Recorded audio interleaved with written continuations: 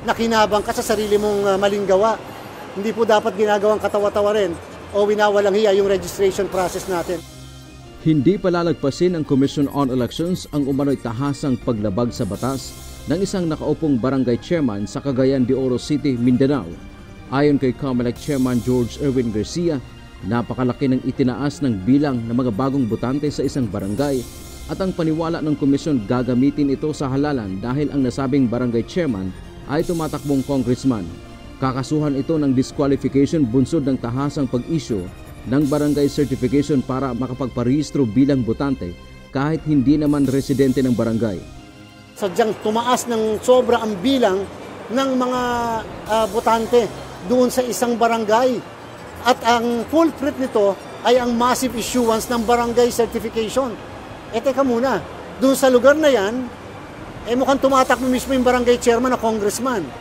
Dagdag pa ng COMELEC, kasama rin sa kanilang iniimbestigahan ang irregular na pagtaas ng bilang ng mga botante sa Makati, Tawi-Tawi at San Juan City.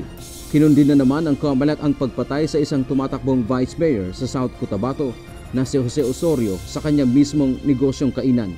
Gayunman, nilinaw ng komisyon sa ngayon hindi pa sila makagalaw dahil hindi pa naman panahon ng eleksyon, kaya hindi pa rin maikukonsidera na election-related violence ang insidente.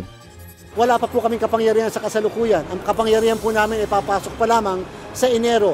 Yan po ang tinatawag na election period. Wala po kaming kapangyarihan maglagay sa COMELEC control sa kahit anong parte ng ating bansa.